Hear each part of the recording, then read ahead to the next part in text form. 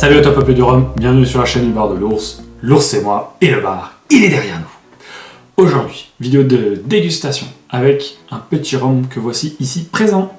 Le Coloma 8 avec sa petite boîte que voici ici. Tac. Le Coloma, tac. La boîte, tac. Tac. Et tac. Voici à quoi elle ressemble. J'ai toujours adoré les bouteilles carrées. Je trouve ça vraiment esthétique, très esthétique. Bon, à la base, normalement, c'était plus dans un problème de place, puisque forcément, si vous avez des bouteilles rondes, c'est un petit peu plus emmerdant de mettre ça dans une cale de bateau, alors que des bouteilles carrées, bah, ça tient mieux, hein. Elles vont se mettre les unes sur les autres, et puis ça se cassera un peu moins la gueule. Bon, bref, j'aime beaucoup les formes carrées. On est sur une petite bouteille donc, qui nous vient de Colombie. Le Coloma 8, bouteille plutôt sympathique, avec la petite étiquette bleue que voici ici présente. Il titre à 40 degrés d'alcool, et il a une histoire un petit peu particulière. Je voulais vous le faire parce que je trouve que c'est un très bon produit d'entrée de gamme, notamment pour des gens qui ne connaissent pas du tout le monde du rhum, ou qui sont habitués à des choses très sucrées, très on va dire par exemple à des Diplomatico, des Don Papa, ou encore peut-être même des Kraken ou des Dictator. Là pour le coup on est quand même sur quelque chose de beaucoup moins industriel et qui a une beaucoup plus belle histoire. Donc pour moi ça a le mérite qu'on en parle et qu'on le partage. Allez, je vais vous expliquer un petit peu son histoire. Donc l'histoire, en fait c'est l'histoire d'un homme, Alberto Constaín Medina, qui en 1959, en plein cœur de la Colombie, se lance dans la production de café. Ce petit bonhomme, en fait, il va nous lancer par la suite une liqueur de café. Et c'est de là que commence l'histoire de Coloma. L'Hacienda Coloma, comme il l'appelle, c'est en fait l'endroit où est vraiment fait le café. Et Coloma, donc c'est vraiment le rhum. Et à la base, c'était le nom de leur liqueur de café. En 1989, Alberto, en fait, il fonde sa propre distillerie parce qu'il veut se mettre à distiller pas simplement de liqueur de café, mais aussi du rhum, en tout cas des alcools à base de jus de canne à sucre. Et il la fonde en fait en Équateur. Et malheureusement, il y a une énorme crise dans le pays et donc il va tout perdre là-dessus.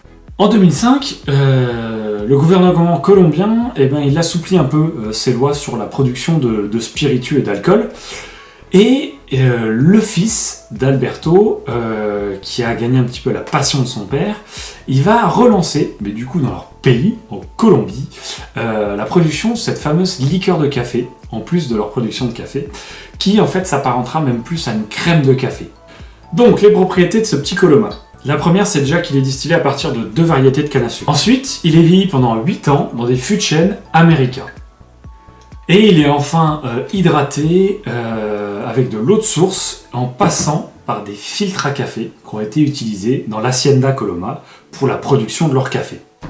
Donc, ça fait beaucoup de mots café, vous imaginez bien qu'on va forcément le retrouver au nez et à la bouche là-dedans. Et enfin, il est mis au repos pendant 6 semaines avant d'être embouteillé.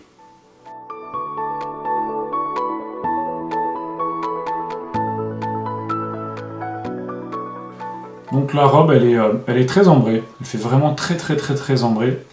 Elle est pas trop prononcée. Elle tire un petit peu sur des reflets un tout petit peu acajou comme ça, acajou presque marron.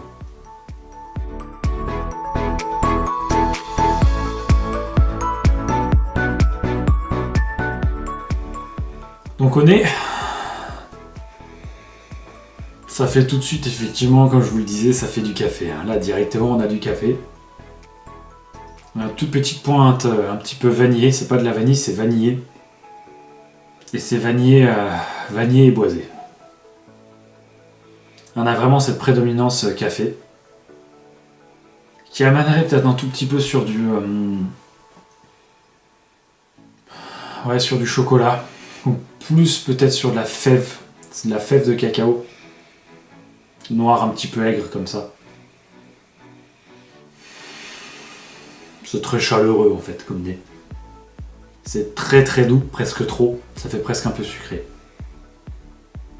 Il y en a quand même cette toute petite amertume de mélange de bois, de café, de bois, café, et presque un peu comme je l'ai dit sur la fève de cacao. Très verte. L'alcool est pas trop présent au nez, ça va encore. Ça sent un petit peu, mais c'est pas ce qui ressort le plus. Vraiment, ce qui prédomine, c'est vraiment le café.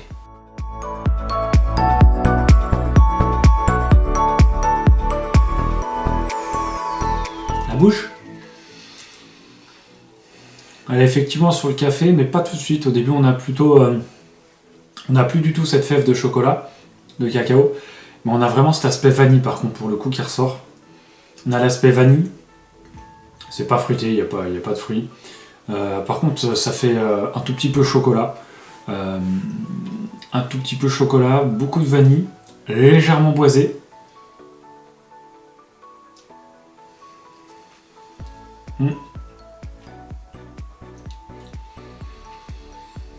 C'est très très doux, vraiment très doux. Et c'est plus le café, il vient vraiment plus vers le milieu fin de bouche. Et il y a une poêle de quelque chose que j'aime bien quelque part, c'est qu'on a un poil d'amande. Alors c'est pas de l'amande douce, c'est presque plus de l'amande un petit peu, je dirais pas, elle est pas neutre parce qu'elle est pas aigre, mais c'est pas une amande douce, c'est une amande un tout petit peu corsée comme ça. Plus on l'a en bouche, plus on se rend compte que tout ce que je viens de dire, ça fait un espèce d'alliage, un petit peu comme un espèce de caramel. Un caramel un petit peu... un caramel un petit peu sur le côté café. C'est assez sympa en bouche. Par contre, c'est très léger. Je pense que là, pour le coup, on est vraiment sur quelque chose qui s'accorderait très bien avec des desserts. Là, on peut vraiment l'utiliser pour manger avec, parce qu'il est pas trop prononcé en termes de goût, l'alcool est pas trop fort encore, c'est un tout petit peu présent en bouche. Il était peut-être plus au nez qu'en bouche. Mais ouais, je pense qu'on peut très bien l'utiliser avec des choses à manger, des desserts, ou avec un café. Le boire avec un café, ça peut très bien passer, ça c'est sûr et certain. Petit carré de chocolat, alors par contre pas un chocolat aigre, noir, trop fort. Un chocolat plutôt type chocolat au lait, voire même chocolat caramel, quelque chose comme ça. Parce qu'on a vraiment ce côté vanille, caramel, amande, chocolat et café, très présent, mais extrêmement léger, très sucré.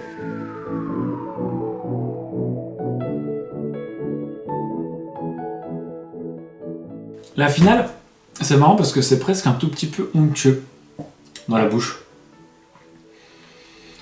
Autant vous le dire tout de suite, elle est pas longue. Hein. Elle dure 20 secondes et elle disparaît. Après, ça y est, il n'y a plus rien, c'est de l'eau. Donc elle est vraiment courte, c'est une finale très courte. On a une toute petite amertume café, effectivement. Café aigre, tout petit peu de caramel. Par contre, elle est vraiment très courte. Et elle est légèrement onctueuse, comme je viens de le dire. Par contre, ça, c'est assez sympa.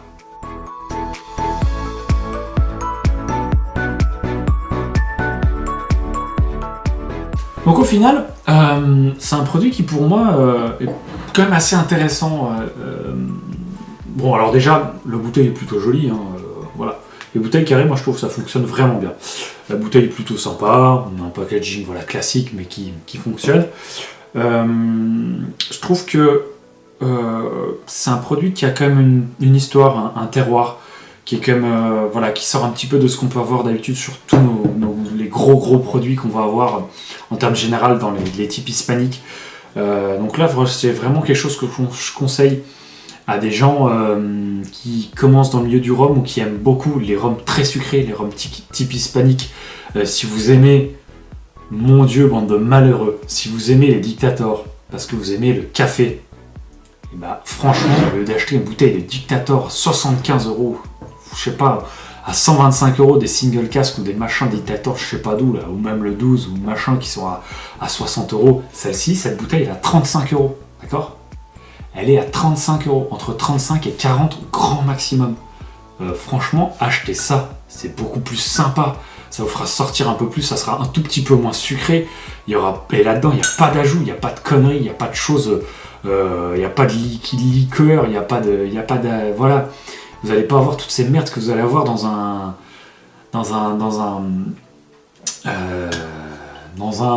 comme j'étais en train d'en parler, je suis en train de perdre complètement ma langue, tellement je suis énervé, hein, voilà.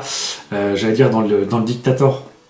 Voilà, ça franchement c'est vraiment un produit que je vous conseille si vous êtes dans ces produits-là.